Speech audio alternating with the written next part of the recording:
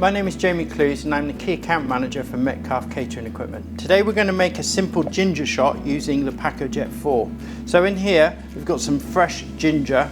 You could add anything else you wanted to this, for example turmeric or cayenne pepper.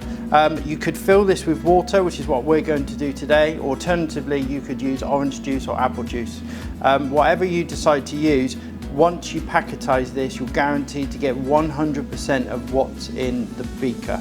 Rather than juicing the ginger, your extraction rate is extremely low and you're not getting the benefits of the skin, which is great for your gut biome. So we'll add some water into this and then we'll freeze this for 24 hours till it reaches -22, and then we'll come back and packetize ready for our ginger shots.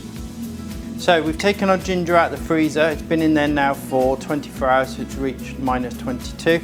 I've used water on this occasion, but as I mentioned, you could use orange juice or apple juice, or you could really mix it up and maybe add some lime in there or even some alcohol.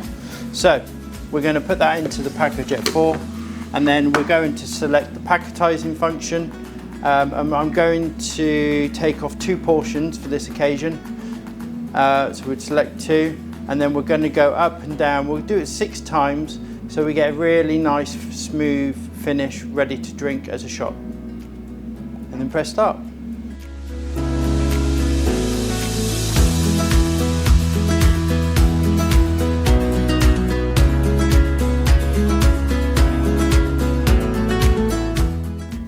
So the Pacojet 4 has now finished packetizing our fresh ginger and water.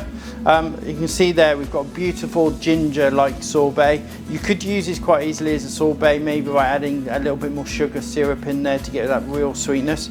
What I'll do now is I'll put that to the side, allow that to slightly thaw out so we've got perfect fresh, and then we've got the perfect little ginger shot right here ready to sell on to your customers.